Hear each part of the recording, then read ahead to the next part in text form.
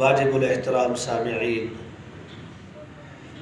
محترم دوستوں، بزرگوں اور بھائیوں،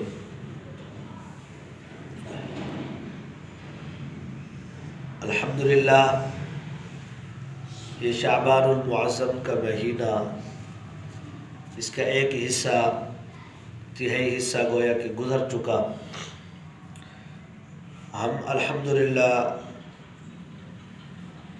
آہستہ آہستہ رمضان المبارک کے قریب ہوتے جا رہے ہیں۔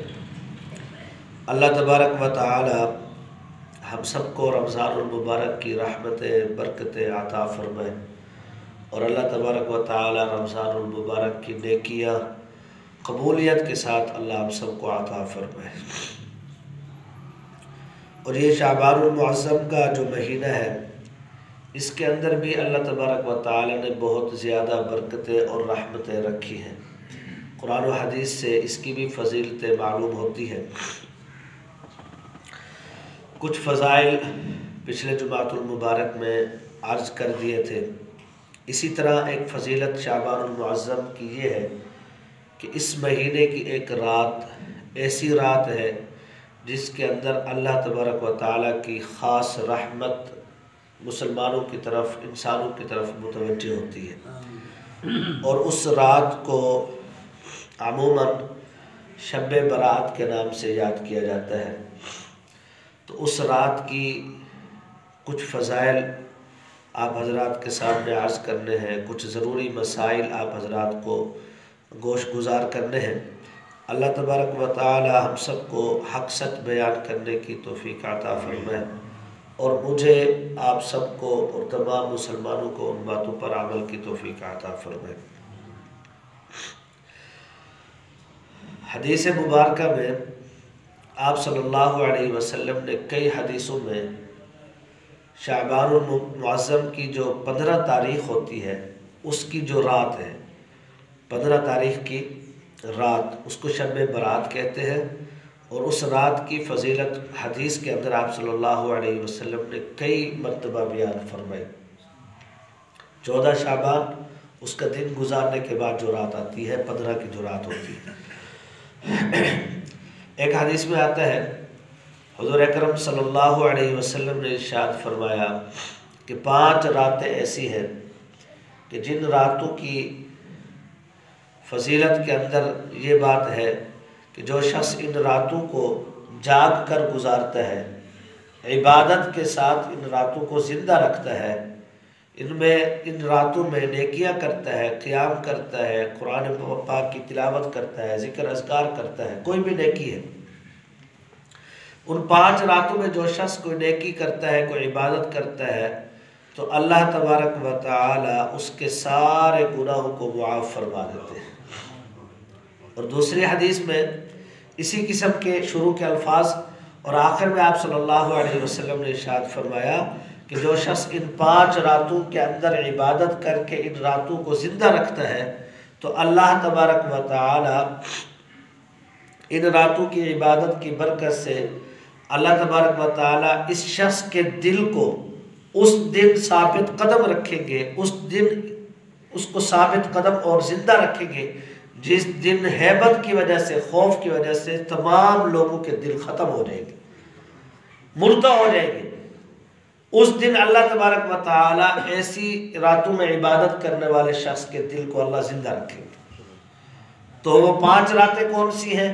اس کے حوالے سے حدیث میں آتا ہے کہ آپ صلی اللہ علیہ وسلم نے فرمایا کہ ایک 8 ذو الحجہ کی رات ہے، ایک 9 ذی الحجہ کی رات ہے، ایک 10 ذی الحجہ کی رات، جسے ہم بقرہ عید کہتے ہیں، اس کی رات، اور اسی طرح ایک عید الفطر کی رات ہے، اور ایک حدیث میں آتا ہے کہ ایک 5ویں رات جو ہے وہ شب برات یعنی 15 شعبان کی رات ہے۔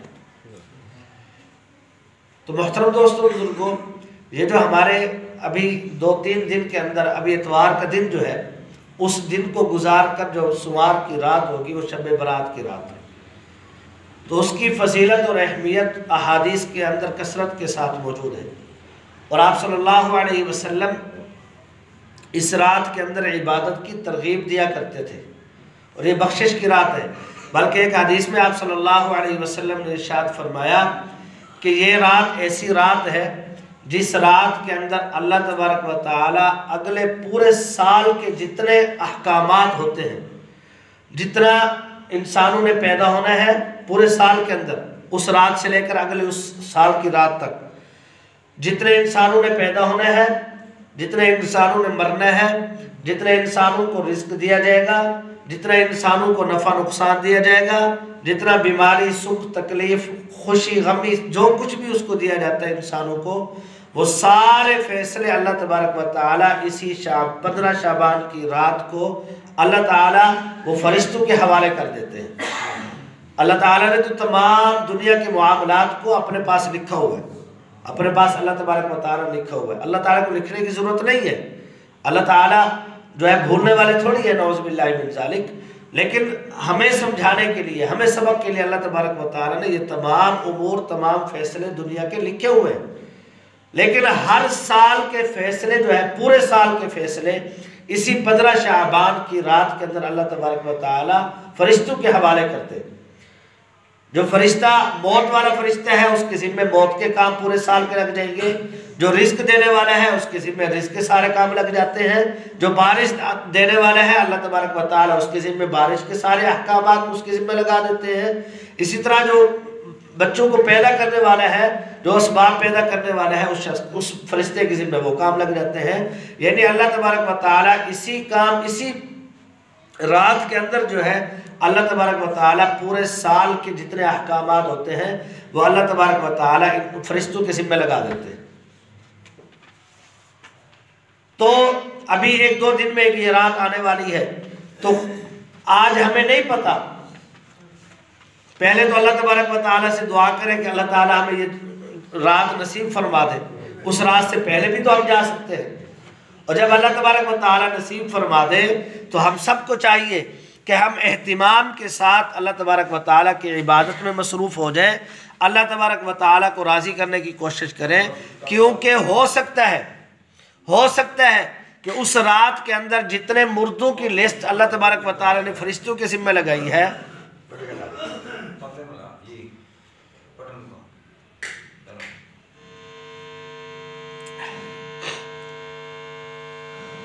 درشی پڑھ اللہ صلی اللہ علیہ وسلم۔ تو محترم دوستوں، بزرگوں، میں یہ عرض کر رہا تھا کہ اللہ تبارک و تعالیٰ اگر ہمیں یہ رات نصیب فرما دیتے ہیں، اللہ ہم سب کو عطا فرما دے، یہ رات اگر 15 شعبان کی رات شب برات ہمیں نصیب ہو جاتی ہے، تو اس کے بعد اس رات کے اندر اللہ تبارک و تعالیٰ کو راضی کریں، اللہ کی عبادت کریں، اللہ تبارک و تعالیٰ کو منانے کی کوشش کریں۔ ہم سب جو ہے اللہ کی بارگاہ کے اندر توبہ کریں، کیونکہ ہو سکتا ہے کہ اگلے سال کے اندر ہم میں سے کیا پتہ کس کس کی موت کے فیصلے فرشتوں کے حوالے ہو چکے ہوں گے، کیا پتہ کس نے اس دنیا میں رہنا ہے، کس نے نہیں رہنا۔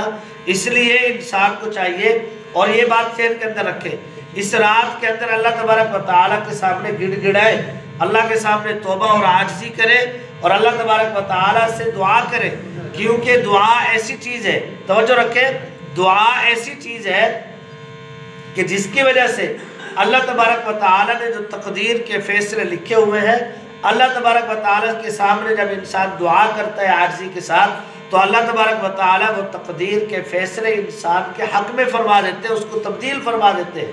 اس لیے علماء فرماتے ہیں کہ دعا ایسی چیز ہے جس کے ذریعے تقدیر کے فیصلے بھی اللہ تبارک و تعالیٰ تبدیل فرما دیتے ہیں۔ تو اگلے سال کے اندر ہمارے ساتھ جو نقصانات ہونے ہیں، جو ہمیں بیماریاں پہنچنی ہیں، جو ہمارے ساتھ حادثات ہونے ہیں، جو ہماری موت فوت ہونی ہے، تو اللہ تبارک و تعالیٰ کے سامنے جب ہم گڑ گڑائیں گے، اللہ تبارک و تعالیٰ سے مانگیں گے، اللہ تعالیٰ کے سامنے دعا کریں گے، تو اللہ تبارک و تعالیٰ سے امید ہے کہ اللہ تبارک و تعالیٰ ہمارے جو دکھوں کے فیصلے ہیں، جو ہمارے غموں کے فیصلے ہیں، جو ہمارے حادثات اور بیماریاں ہیں، وہ اللہ تبارک و تعالیٰ دعا کے ذریعے اس کو تبدیل فرما دے۔ اس لیے محترم دوستو بزرگوں، ابھی جو 15 شعبان کی رات آنے والی ہے، اس رات کی اہمیت کو سمجھے، اور اس رات کے اندر اللہ تبارک و تعالیٰ کی عبادت کرے۔ ایک حدیث میں آپ صلی اللہ علیہ وسلم نے فرمایا، جس کا مفہوم ہے کہ آپ صلی اللہ علیہ وسلم نے فرمایا، ایک حدیث میں آتا ہے، توجہ رکھیں، ایک حدیث میں آتا ہے کہ 2 لوگ ایسے ہیں جن کی اس رات کے اندر، شب برات کے اندر اور شب قدر کے اندر، یا کوئی بھی مبارک رات ہے، اس شخص کی عبادت نہیں ہوتی، اس شخص کی بخشش نہیں ہوتی۔ جن راتوں کے اندر اللہ تبارک و تعالی بخشش کا عام فیصلہ فرما دیتے ہیں۔ اور ایک حدیث میں آتا ہے کہ آپ صلی اللہ علیہ وسلم نے ارشاد فرمایا کہ شب برات کی جو رات ہے، 15 شعبان کی جو رات ہے، آپ صلی اللہ علیہ وسلم نے ارشاد فرمایا کہ بنو کلب، اس وقت عرب کا ایک قبیلہ تھا بنو کلب، جس کے پاس بہت زیادہ، اس قبیلے اور خاندان کے پاس جو ہے بکریاں تھی، ان کے پاس بکریوں کی بہت بڑی تعداد موجود تھی۔ تو آپ صلی اللہ علیہ وسلم نے ارشاد فرمایا کہ اس 15 شعبان کی رات کے اندر بنو کلب کی جتنی بکریاں ہیں، بنو کلب کی قبیلے کی جتنی بکریاں ہیں، ان بکریوں کے بالوں کے برابر اللہ تبارک و تعالی انسانوں کی بخشش کے اور جہنم سے آزادی کے فیصلے فرماتے ہیں۔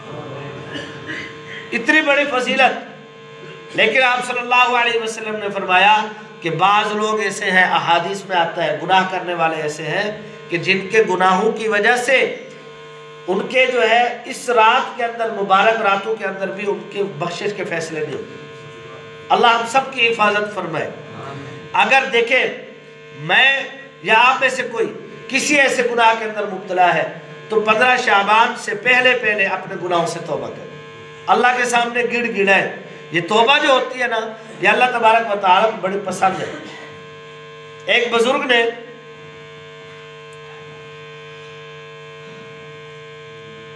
ایک اللہ والے تھے، بزرگ تھے، وہ چرخہ چلاتے تھے، اس کے اندر دھاگا ہوتا ہے، بزرگوں نے دیکھا ہوگا، ہم نے تو نہیں دیکھا، لیکن کتابوں میں لکھا ہے کہ وہ بزرگ جو ہے چرخہ چلایا کرتے تھے اور اس کے اندر جو ہے وہ دھاگا جو ہے بنتا تھا۔ تو وہ چرخہ ایک مرتبہ چلا رہے تھے تو ایک صاحب ہے ان کے پاس، اور ان سے پوچھا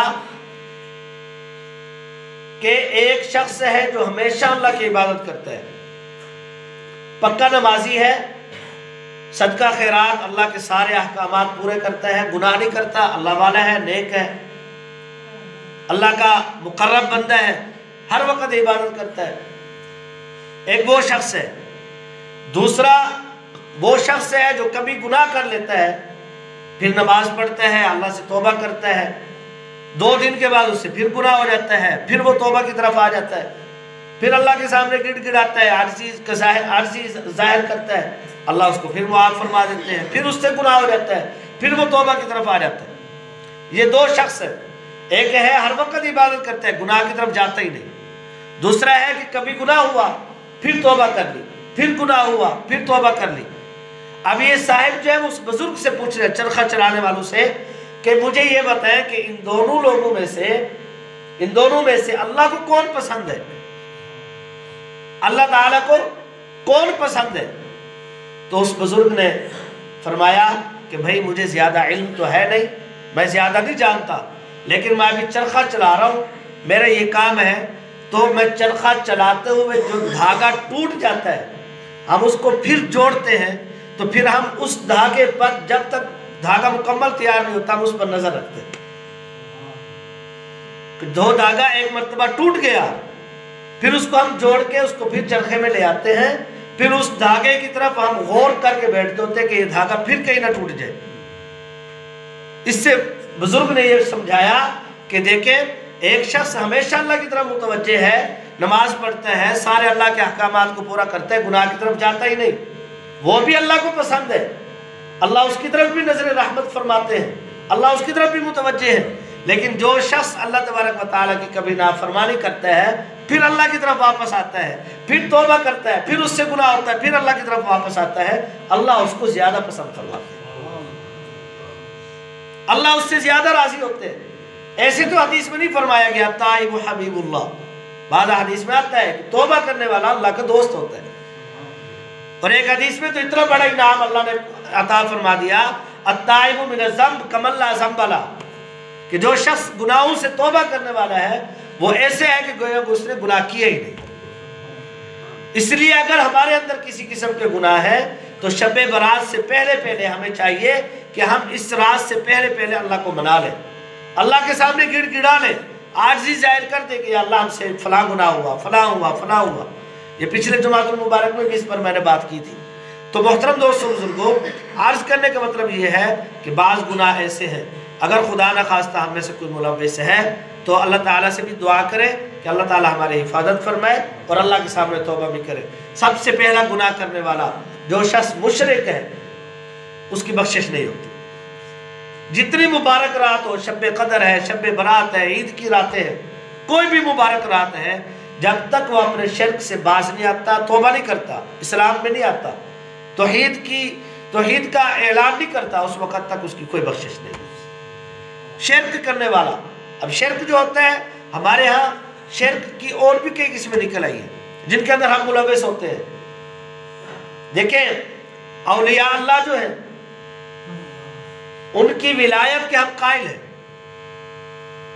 اولیاء اللہ کی عظمت کے ہم قائل ہیں، ہم مانتے ہیں کہ جو اللہ کا مقرب بندہ ہے، جو اللہ جس نے اللہ کے ساتھ دوستی لگا رکھی ہے، جو اللہ کا محبوب بندہ ہے، اس کی عظمت بہت بڑی ہے، وہ اللہ کا مقرب بندہ ہے۔ لیکن اور ان کے مزاروں پر جانا یہ بھی ٹھیک ہے، اگر انسان وہاں فاتحہ خوانی کے لیے جاتا ہے، وہاں جا کر ان کے پاس کھڑے ہو کر دعا کرتا ہے اللہ تعالیٰ سے، اس میں بھی کوئی حرج نہیں ہے۔ قبرستان میں جیسے ہم جاتے ہیں عام قبرستان میں، ایسے ولی کی قبر پر جانے میں کیا حرج ہے؟ قبرستان میں جانے کے ہم قائل ہیں، ولی کی قبر پر مزار پر جانا بالکل جائز ہے۔ آگے جو ہمارے ہاں شرکی صورتیں نکل آئی ہیں ان سے ہمیں بچنا چاہیے۔ اگر کوئی شخص چاہے پیر زندہ ہے، ولی زندہ ہے، یا وہ فوت ہو چکا ہے، اس کی قبر پر جا کر اس کے سامنے اس کی عظمت کے لیے جھکتا ہے یا سجدہ کرتا ہے تو یہ شخص شرک کے اندر چلا گیا۔ سجدہ اور جھکاؤ صرف اللہ تعالیٰ کے ہے۔ وہ پیر اور بزرگ جو ہے وہ بھی اللہ کے سامنے جھک کر گئے ہیں، اللہ سے مانگ کر گئے ہیں، اللہ کے سامنے اپنے حاجتیں رکھی ہیں، اپنی مشکل کشا اللہ تعالیٰ کو انہوں نے سمجھا اور مانا ہے، تو ہم کیوں ان بزرگوں کو مشکل کشا سمجھے؟ ہمارے آپ یہ ترتیب بن گئی ہے کہ ان کے پاس جا کر سجدہ کرنا، ان کے مزار پر یا ان کے پیروں میں، زندہ پیر ہے تو ان کے پیروں میں جا کر سجدہ کی شکل بنا لیتے ہیں، یہ شرک ہے۔ ان کے سامنے براہ راست مانگنا، وسیلے کے ہم قائل ہیں۔ اب دیکھیں یہ بات بہت لمبی ہو جائے گی، وقت بالکل ختم ہو چکا۔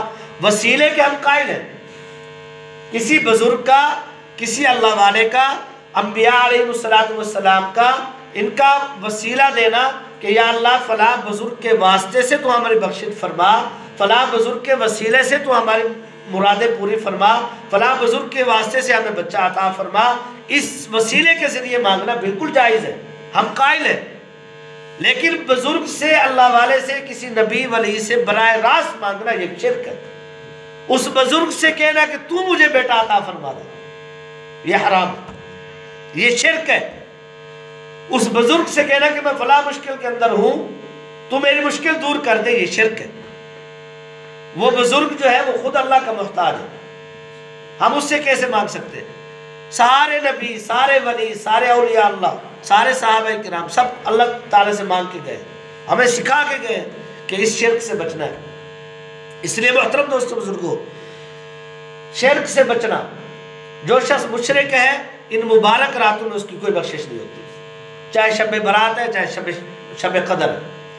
اسی طرح فرمایا کہ جو شخص دلوں میں کینہ رکھتا ہے، بغض رکھتا ہے، مسلمان مشرک نہیں ہے، کافر نہیں ہے، مسلمان ہے، لیکن دوسرے مسلمانوں کا کینہ رکھتا ہے دل میں، فرمایا اس شخص کی بخشش نہیں ہو سکتی، جتنی مبارک رات ہو، جتنا اللہ کے سامنے رو رو کر دعائیں مانگے، اس شخص کی بخشش نہیں ہو سکتی۔ کینے کا مطلب یہ ہے کہ انسان کے ساتھ، میرے ساتھ کسی نے زیادتی کر دی، اس نے میرے ساتھ ظلم کیا، اس کی دو صورتیں ہوتی ہیں، جائز صورتیں، شریعت جس کی اجازت دیتی ہے۔ ایک یہ ہے کہ اس سے برابر کا بدلہ لے لو، برابر کا بدلہ، جتنے اس نے آپ کے ساتھ زیادتی ظلم کیا ہے آپ بھی اس سے بدلہ لے سکتے ہیں، یہ شریعت نے اجازت دی ہے۔ دوسرا طریقہ یہ ہے کہ اس کو اللہ کے لیے معاف کر دو۔ اس کے بعد جب ہم معاف نہیں کرتے، بدلہ بھی نہیں لے سکتے، چونکہ ہم کمزور ہوتے ہیں، کینہ اکثر وہاں پیدا ہوتا ہے جہاں ہم کمزور ہو۔ ظلم کرنے والا، زیادتی کرنے والا طاقتور ہے، ہم کمزور ہیں، تو وہاں انسان بدلہ بھی نہیں لے سکتا، اور انسان، ہمارا دل اتنا بڑا بھی نہیں ہے کہ ہم معاف کر دیں، تو وہاں دلوں میں کینے پیدا ہوتے ہیں، پھر اس کے خلاف دشمنی پیدا ہوتی ہے۔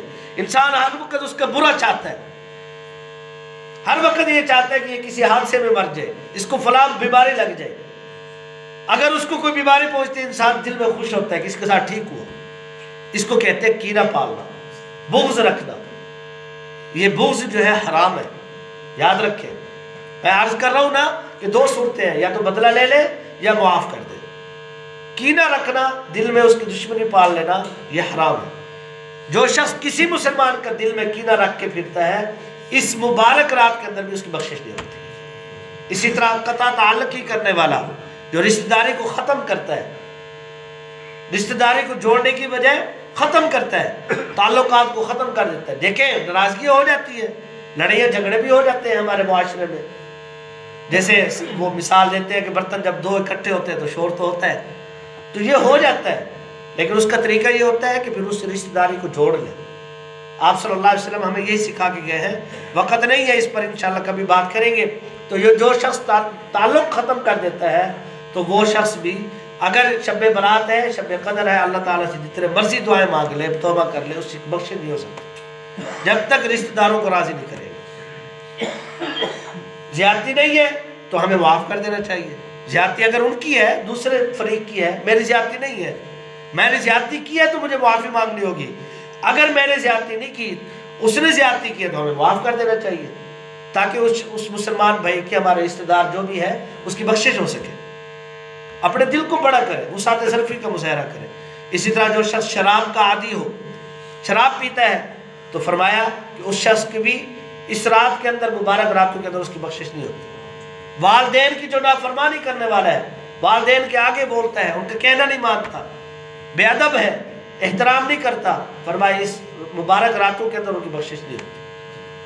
اس لیے محترم دوستو بزرگوں، ایک اور گناہ جو ہر سال ہر دفعہ آپ حضرات سے عرض کرتا رہتا ہوں، اور آپ بھی شاید سن کے تھک گئے ہوں گے. اصل میں ہوتا یہ ہے محترم دوستو بزرگوں، واضح حدیث موجود ہے. آپ صلی اللہ علیہ وسلم نے ارشاد فرمایا، جو شخص ایک مرتبہ گناہ کرتا ہے، اس کے دل کے اوپر سیاہ نقطہ لگ جاتا ہے. اگر اس نے توبہ کر لی، وہ نقطہ دھل جاتا ہے، دل پاک ہو گیا. اگر توبہ نہیں کی، دوسرا گناہ کر لیا، تو دوسرا نقطہ لگے گا، پھر تیسرا گناہ کرے گا، یا اسی گناہ کو 3 مرتبہ کرے گا، تو اس کا دل کے اوپر سیاہ نقطے لگتے جائیں گے. حتیٰ کہ حدیث میں آتا ہے کہ اس کا دل سیاہ ہو جاتا ہے. پھر خیر کی باتیں، بھلائی کی باتیں، اچھی باتیں اس کو جو ہے سنائی نہیں دیتی. کان تو سن رہے ہوتے ہیں لیکن دل پر اثر نہیں ہوتا. گناہوں کی جو میل ہوتی ہے، گناہوں کا جو اثر ہوتا ہے، گناہوں کو وہ گناہ ہی نہیں سمجھتا. ہمارے ہاں اب ایسے گناہ رائج ہو چکے ہیں، عام ہو چکے ہیں، کہ جن کی گناہوں کا گناہ ہونا بھی ہمارے دل سے نکل چکا ہے. ہمارے دل اس قدر سیاہ ہو چکے ہیں. اور حدیث میں واضح موجود ہے، جو میں گناہ عرض کر رہا ہوں نا، جتنے گناہ ہیں جن سے بخشش نہیں ہوتی، تو وہ فرمایا ایک گناہ ایسا ہے جو ہم اکثر کرتے ہیں اور بلا وجہ کرتے ہیں فیشن کے طور پر، وہ یہ ہے شلوار ٹخنوں سے نیچے لٹکانا. اور یہ کبیرہ گناہ ہے. اور میں بار بار عرض کروں گا، اگر آپ پہ اثر نہیں ہوتا تو آپ کی مرضی ہے، ورنہ اس گناہ کا میں نے پہلے بھی کئی دفعہ عرض کیا کہ اس گناہ کا مجھے ایک فائدہ بتا دو. ویسے تو سارے گناہ نقصان دہ ہیں، فائدہ کسی کا نہیں ہے، لیکن بعض ہیں جن کا بظاہر فائدہ نظر آتا ہے، بظاہر فائدہ نظر آتا ہے. لیکن یہ جو گناہ ہے شلوار ٹخنوں سے نیچے لٹکانے والا، یہ ایسا گناہ ہے جو کبیرہ گناہ ہے، اللہ کی ناراضگی والا گناہ ہے. اور آپ صلی اللہ علیہ وسلم نے اس گناہ سے منع کیا ہے، لیکن ہمیں بظاہر اس کے اندر کوئی فائدہ بھی نہیں، صرف ایک فیشن بن گیا ہے، ایک عادت سی بن گئی ہے ہماری، اور اب اس گناہ کا گناہ ہونا ہمارے دل سے نکل گیا ہے. تو حدیث میں آتا ہے کہ جو شخص شلوار ٹخنوں سے، پجامہ ٹخنوں سے نیچے لٹکاتا ہے، چادر ٹخنوں سے نیچے لٹکاتا ہے، ان مبارک راتوں کے اندر ایسے شخص کی بھی بخشش نہیں ہے. کتنا بڑا گناہ ہے. اس لیے محترم دوستو بزرگوں، یہ مبارک رات ابھی آنے والی ہے. اتوار کو جو ہے، یہ اتوار کا دن گزارنے کے بعد جو رات آئے گی، سوموار کی رات 15 شعبان کی رات ہے. اس مبارک رات کے اندر جو ہے سب سے پہلے ان گناہوں سے توبہ کریں جو ملوث ہیں، اور اس کے بعد جو ہے ان راتوں کے اندر عبادت کا اہتمام کریں، جاگ کر گزاریں. جو شخص جاگ کر نہیں گزار سکتا تو اس کے لیے آخری صورت میں اکثر عرض کرتا رہتا ہوں، آخری صورت آپ صلی اللہ علیہ وسلم نے حدیث میں بیان فرما دی ہے، وہ یہ ہے کہ انسان مغرب عشاء کی نماز جماعت سے ادا کرے، اور اس طرح فجر کی نماز جماعت سے ادا کرے. اللہ تبارک و تعالی اس کو ساری رات عبادت کا جو ثواب عطا فرمائے. تو ہمیں کم از کم اس کا تو اہتمام کرنا چاہیے۔ اللہ تبارک و تعالی ہم سب کی ان باتوں پر عمل کی توفیق عطا فرمائے۔ وما علینا الا البلاغ۔ 1 منٹ تشریف رکھیں بھائی، یا جمعے